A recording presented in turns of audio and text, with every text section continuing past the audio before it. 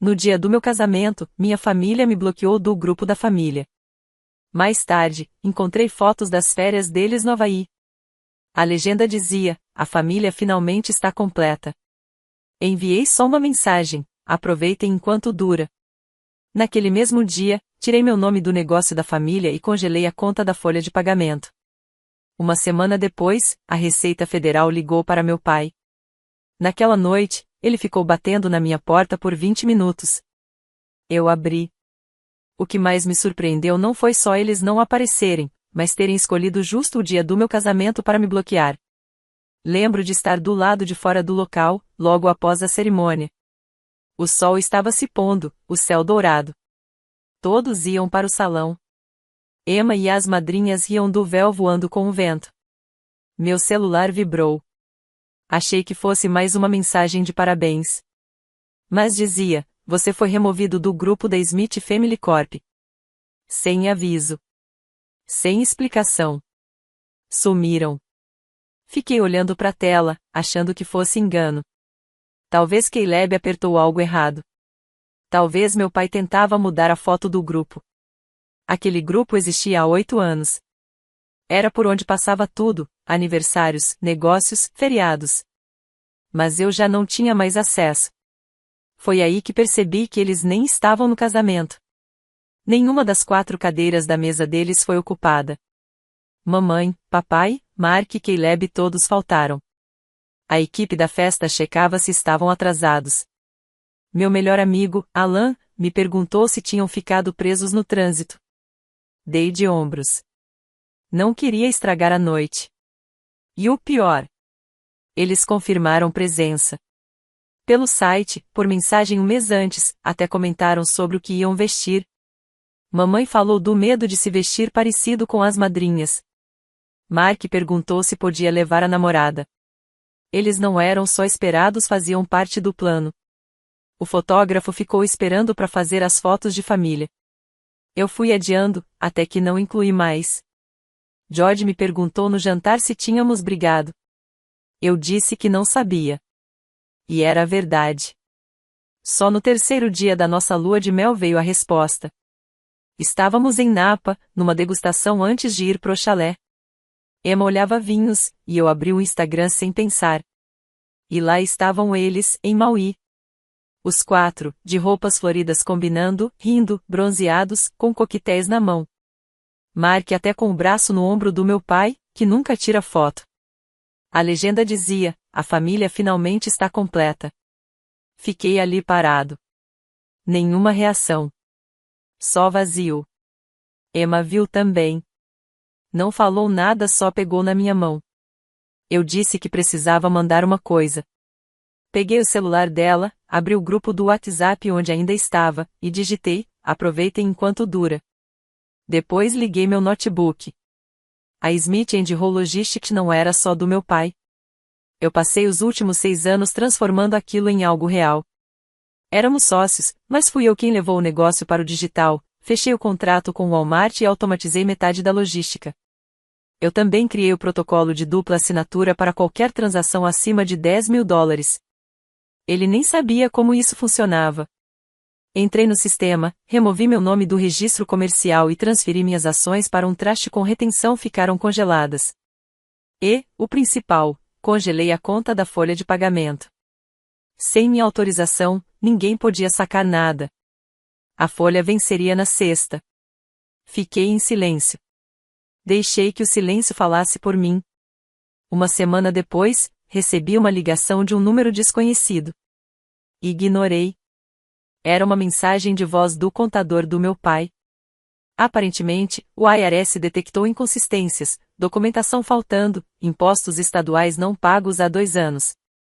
E o mais irônico: sem mim, eles não conseguiam produzir metade dos registros financeiros necessários. Naquela noite, ouvi batidas antes mesmo de chegar à porta. Foram 20 minutos ininterruptos. Não abri logo. Fiz questão de deixá-lo esperar. Quando finalmente abri, ele estava lá, rosto vermelho, suando, como se tivesse atravessado o inferno. E a primeira coisa que disse foi: "O que você fez?" Fiquei em silêncio por alguns segundos. Ele esperava que eu me explicasse, talvez pedisse desculpas. Só me encostei no batente da porta e fiquei olhando. Ele deu um passo, tentando entrar. Não me mexi. Você congelou a maldita folha de pagamento. Sabe o que isso causou? Assenti. Sei exatamente o que fiz. Ele começou a despejar tudo como se isso fosse me comover, os motoristas ameaçando sair, a equipe do depósito sabendo de 2 clientes exigindo multas por atrasos, o contador sem conseguir acessar os relatórios online por causa das minhas credenciais. E então, ele lançou o que achava que ia me abalar. A Receita Federal ligou hoje de manhã. Eles estão reabrindo 5 anos de declarações. 5. Acham que estamos escondendo receita. Se você não consertar isso, vamos todos afundar. Aquelas palavras soavam diferentes. Vamos todos. Lembrei que esse todos não incluía o cara que foi expulso do grupo da família no dia do próprio casamento. Esse todos era quem foi ao Havaí sorrir para a câmera fingindo que eu não existia. Ele tentou justificar. Disse que não era pessoal, que foi só um momento ruim, que precisavam de espaço. Precisavam de espaço, no dia do meu casamento? Ele ficou em silêncio por um instante. Depois veio a raiva.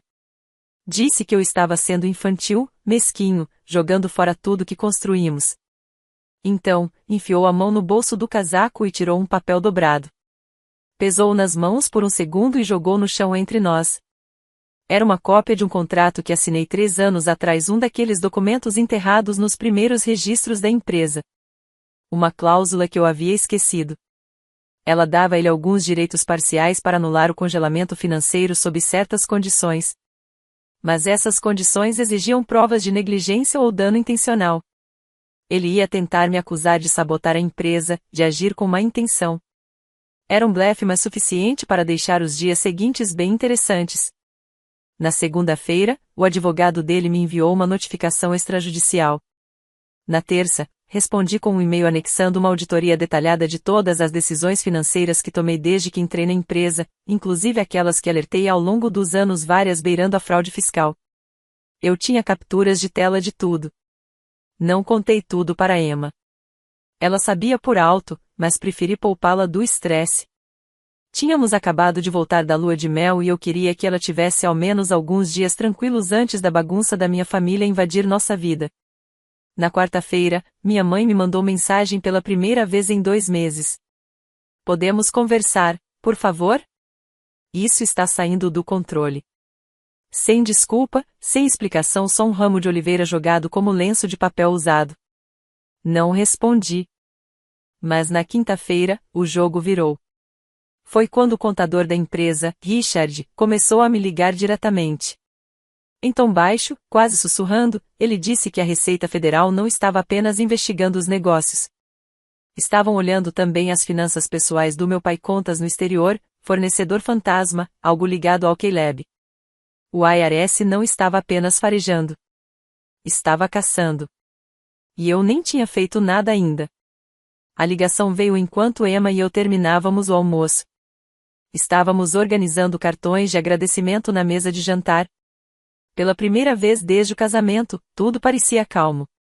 Estávamos rindo sobre qual letra das nossas era mais feia, quando meu celular vibrou com um número desconhecido.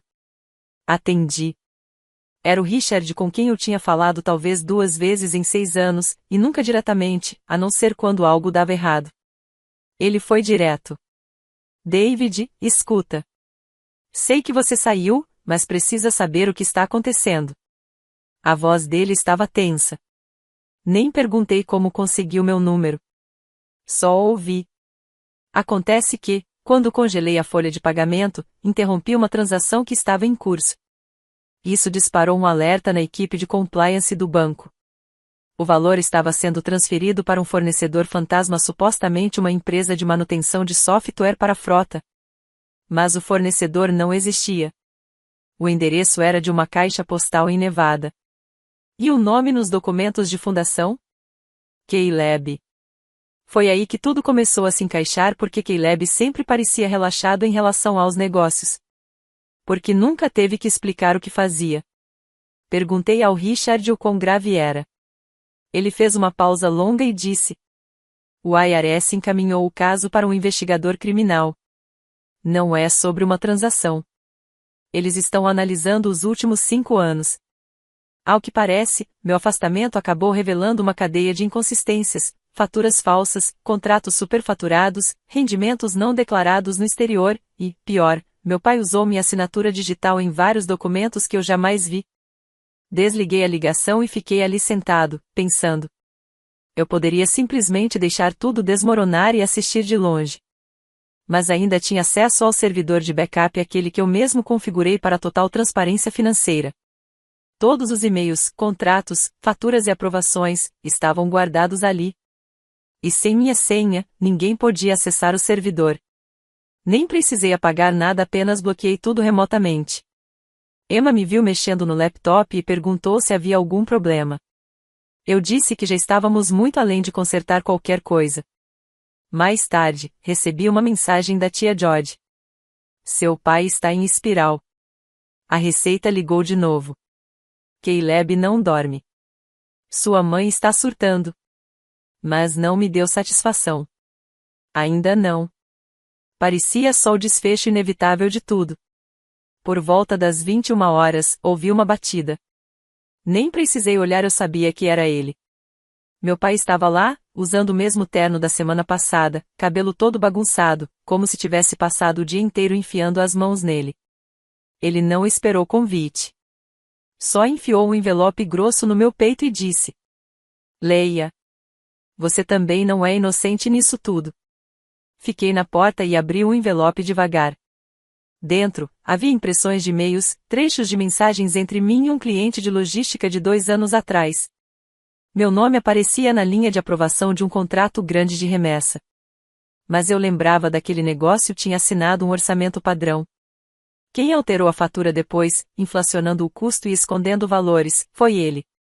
Ele se inclinou e disse: Se a Receita vir esses e-mails fora de contexto, eles não vão mirar só em mim. Vão atrás de você também.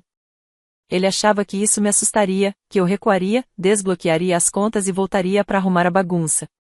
Eu nem pisquei. Boa sorte com isso, respondi. Foi você quem alterou os números, não eu. A voz dele mudou. Tentou apelar, disse que, se eu voltasse agora, poderíamos consertar tudo juntos. Que ainda era uma empresa de família. Que eles erraram ao não irem ao casamento, mas que poderíamos superar isso. Foi a primeira vez que ele mencionou o casamento. E achou que isso bastava, essa menção superficial ao abandono no dia mais importante da minha vida, como se isso apagasse tudo. Eu só balancei a cabeça. Você queimou aquela ponte. E agora está bravo porque o fogo chegou do outro lado. Ele ficou parado por um momento, como se fosse dizer algo mais. Mas se virou e foi embora, caminhando pela entrada da garagem. Fechei a porta. Tranquei não por segurança, mas para deixar claro. Na manhã seguinte, recebi um e-mail do nosso antigo conselho jurídico. Meu pai estava tentando vender ações da empresa a terceiros, uma venda de pânico, tentando gerar liquidez. Mas falhou. Meu nome ainda estava atrelado a todos os ativos importantes. E agora, também a investigação. Eu esperava o esperado, mensagens raivosas, ameaças, talvez uma tentativa desesperada da minha mãe de reconciliar. O que não esperava era ouvir de alguém que não falava comigo há mais de uma década. Na sexta de manhã, recebi um e-mail de um nome que eu não via desde o ensino médio, tio Grant, irmão mais novo do meu pai. Ele tinha sido expulso dos negócios quando eu ainda estava na faculdade. A história oficial era que ele havia desviado fundos e causado problemas com o conselho. O e-mail dele foi direto. Soube do que está acontecendo. Esperei muito tempo para alguém finalmente enxergar. Se quiser entender tudo, venha me encontrar. Eu tenho tudo. No início, não respondi. Nem sabia o que pensar.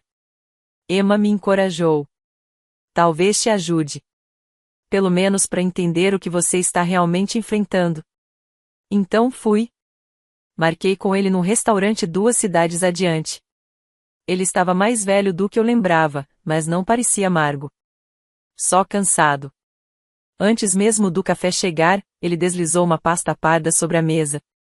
Dentro da pasta havia cópias de transferências bancárias antigas, e-mails e um documento em particular que me revirou o estômago, um contrato de compra datado de 8 anos atrás, assinado pelo meu pai e pelo tio Grant. A razão por trás daquela aquisição não foi má gestão, nem falência. Foi silêncio. Pelo que descobri, o tio Grant havia esbarrado em algo grave. Meu pai e Caleb estavam desviando a renda extra dos aluguéis dos armazéns para um negócio paralelo, uma empresa privada registrada em nome da minha mãe. Essa empresa comprava e revendia caminhões comerciais com preços inflacionados, geralmente para a própria empresa da família. Era um golpe completo. Sugava o caixa da empresa e enchia as contas pessoais deles. Quando o Grant descobriu, meu pai o indenizou. Um pagamento generoso, com uma condição: ele deveria desaparecer e nunca mais tocar no assunto. Ele aceitou, mas guardou toda a papelada. Agora, com a receita cercando e as paredes se fechando, decidiu que outra pessoa precisava saber. Peguei tudo, digitalizei, fiz 2 backups. Agradeci, levantei e fui embora. No dia seguinte, recebi uma solicitação da equipe jurídica da Smith & Rose para participar urgentemente de uma chamada de mediação. Queriam resolver tudo rápido e discretamente. Ofereceram uma compra total das minhas ações em troca do desbloqueio das contas e servidores. Ignorei. Naquela mesma tarde, Emma chegou em casa com uma novidade. Enquanto fazia compras no centro, esbarrou no Diego, um funcionário do depósito que estava na empresa desde que entrei. Ele contou algo estranho. Meu pai estava dizendo aos funcionários que eu era o culpado pelos salários não pagos, que sabotei o sistema por causa de uma briga com meus irmãos. Tentava virá-los contra mim, me pintar como instável, rancoroso. Mas eu não fiquei com raiva. Ri. Porque no domingo algo aconteceu que eles jamais esperavam. A Receita não congelou só as contas da empresa. Congelou também as contas pessoais, do meu pai, da minha mãe, do Caleb. Tudo bloqueado, sob investigação formal.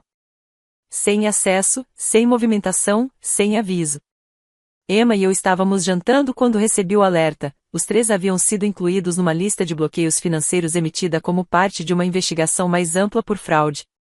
Eles ficaram sem nada. Dinheiro algum. Apoiei os talheres no prato, me encostei na cadeira e sorri. O castelo de cartas não estava desabando, ele já tinha ruído. Na segunda de manhã, acordei com 33 chamadas perdidas. 9 do meu pai, 10 da minha mãe. O resto entre Marcos e Caleb. Nenhuma mensagem de voz. Só pânico silencioso. Ao meio-dia, recebi 2 e-mails da Receita solicitando cópias dos registros financeiros que eu havia armazenado, correspondência arquivada, contratos, documentos de fornecedores. Tudo só acessível por mim. Não respondi. Ainda não.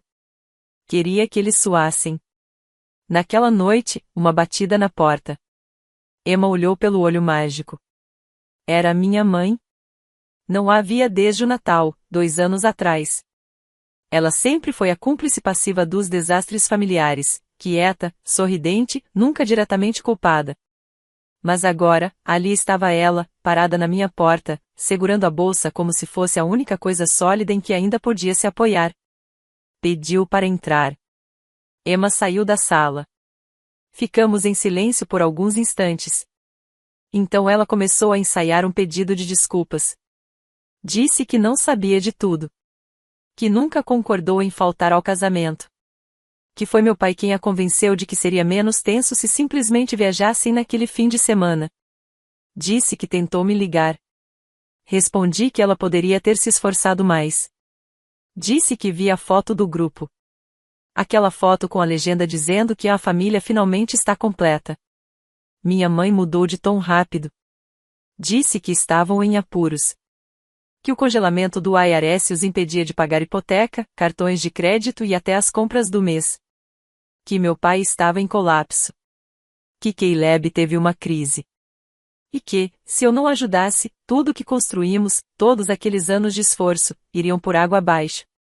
Foi então que ela soltou algo que fez meu sangue gelar. Sabemos sobre o fundo de emergência. Eu congelei. Aquele fundo era algo que a Emma e eu tínhamos planejado anos antes. Uma conta de investimentos em meu nome, atrelada a um fundo fiduciário, completamente separado dos negócios da família. fora dos livros. Quase ninguém sabia da existência. Como? Perguntei. Ela hesitou. Disse que meu pai talvez tivesse acessado registros bancários antigos da época em que tínhamos uma autorização conjunta. Que ele achava que aquele dinheiro deveria voltar para a empresa. Você não teria isso se não fosse pela empresa, disse ela, como se fosse algo óbvio. Como se realmente acreditasse nisso. Levantei-me. Eu não me importo com o que ele acha. Esse dinheiro é nosso. Vocês me abandonaram no dia do meu casamento. Eu não devo nada a vocês. Ela implorou. Literalmente disse. Por favor. E então tentou sua última cartada. Se você não ajudar, seu pai vai vir a público. Vai dizer que você adulterou os livros e orquestrou tudo. Eu ri. Ela estremeceu. Eles estavam encurralados, afundando e agora queriam me puxar junto. Disse a ela que não tinha a menor intenção de interromper a investigação. E que a única razão de eu ainda não ter enviado o dossiê completo à Receita era porque queria ver até onde eles estariam dispostos a ir. Ela ficou parada, atordoada, sem mais o que dizer. E foi embora. Na manhã seguinte, enviei tudo, e-mails, backups, registros de transações, os documentos do tio Grant. Fechei o laptop. Levei Emma para um brunch. Deixe queimar. 3 dias depois, a investigação se tornou oficial. Foi a Emma quem me contou, virou notícia. Empresa familiar de transporte sob auditoria federal por suspeita de sonegação fiscal plurianual. Os nomes não foram citados, mas qualquer um da cidade que conhecesse o Smith sabia. Amigos começaram a mandar mensagens. Ex-colegas de trabalho apareceram. Alguns chocados, outros dizendo que sempre souberam que tinha algo errado. Naquela noite, recebi a última mensagem que li do meu pai. Uma captura de tela de uma carta escrita por seu advogado, me acusando de violar dever fiduciário, prejudicar a empresa e causar danos emocionais e financeiros à família. Ameaçava entrar com uma ação civil se eu não retirasse os documentos. Bloqueei o número. Sem hesitar. Acessei o portal interno da empresa, uma das poucas coisas ainda ativas, e deletei meu perfil. Meu nome, meu e-mail, tudo. Não por vingança. Nem por raiva. Mas porque era hora. Horas depois, Mark tentou ligar. Dessa vez, deixou uma mensagem de voz. Você foi longe demais. Isso era coisa para resolver em família. Caleb me enviou um parágrafo por e-mail, dizendo que eu tinha interpretado tudo errado. Que poderíamos ter conversado. Engraçado. Ninguém quis conversar no dia do meu casamento. Nenhum deles apareceu. Nenhuma mensagem. Mas agora que suas contas estavam congeladas e a casa sob auditoria, encontraram as palavras. Eu não respondi. Todos fizeram suas escolhas. Cortei contato. Não por rancor, mas porque não queria mais que o veneno deles respingasse no que eu estava construindo com a Emma. 3 meses depois, nos mudamos para outro estado. Nova cidade. Novo começo. Os fundos de emergência ficaram intactos. Voltei a trabalhar com consultoria privada. Emma voltou a lecionar. Nossa vida virou o que sempre quisemos, tranquila, estável, real. E George, junto com alguns poucos parentes, ainda mantém contato. Alguns amigos do casamento ainda comentavam o assunto quando nos reuníamos para jantar. Ninguém conseguia acreditar no que a minha família fez, trocar o casamento do próprio filho por férias. Todos diziam a mesma coisa: gente assim só se importa com controle. E quando perdem o controle, perdem tudo. Já se passou quase 1 ano. De vez em quando ainda recebo alguma carta com cara de spam, vinda de um escritório de advocacia qualquer, ou de um primo distante que aparece querendo colocar o papo em dia. Eu ignoro. Emma e eu temos uma nova casa, uma nova rotina. Agora falamos sobre ter filhos. Viajamos quando queremos. Rimos mais do que eu jamais imaginei. Não estou mais com raiva. Estou em paz. Às vezes, alguém me pergunta se sinto falta deles. Eu respondo com sinceridade. Sinto falta da versão que imaginei que fossem. Mas essa versão nunca apareceu. Não quando importava. E agora, eu também não apareço mais. A atualização. 6 dias depois de achar que tudo tinha acabado, recebi um e-mail que me fez parar. Era da Receita Federal. Não era um aviso, nem um agradecimento. Era uma declaração formal de um dos agentes seniores no caso, reconhecendo a importância das informações que eu havia fornecido. Não esperava por isso. O agente disse que os registros de backup que enviei levaram à descoberta de várias contas offshore conectadas a pagamentos fraudulentos. E não estavam só no nome do meu pai, havia outros envolvidos. Reconheci alguns nomes de reuniões antigas da empresa. 2 já haviam deixado o país. Mas o final do e-mail trouxe algo inesperado. Vamos emitir uma intimação para depoimento. Com base nos registros, acreditamos que você não tinha conhecimento dessas atividades, mas sua cooperação pode nos ajudar a construir um caso mais amplo. Reli essa linha 2 vezes. Não era mais apenas sobre meu pai. Era maior. Naquela tarde, Emma encontrou algo no correio, um envelope grosso, sem remetente, entregue em mãos.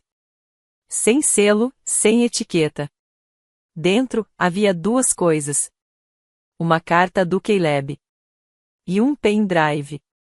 A carta era confusa. Em alguns trechos, pedia desculpas. Em outros, parecia desesperada. Ele dizia que o pai havia perdido o controle. Que estava tentando jogar a culpa em qualquer um. Que o pressionou a criar contas falsas de fornecedores. Que a mãe sabia demais do que fingia, mas sempre ficou em silêncio por medo de perder tudo. Disse que não queria ter seguido o caminho deles. Que lamentava o que aconteceu no casamento. Que sabia que eu nunca o perdoaria. Mas que, se aquele pendrive ajudasse a equilibrar as coisas, talvez um dia eu compreendesse. Conectei o pendrive a um laptop velho. Havia despejo de e-mails internos, memorandos de voz, planilhas, até vídeos. Em um deles, meu pai aparecia em uma ligação com alguém do exterior, rindo. O garoto assina tudo que eu coloco na frente dele. O garoto era eu. Em outro vídeo, ele ensinava a Caleb como dividir pagamentos em partes menores para escapar dos limites bancários. Era sólido. Incontestável. Enviei tudo para meu contato na Receita com uma única mensagem. Mais um presente. Naquela noite, sentei-me com Emma na varanda. Não falamos muito. Apenas observamos o céu escurecendo e a brisa passando. E ali eu percebi algo. Isso já não era sobre vingança. Era sobre remoção.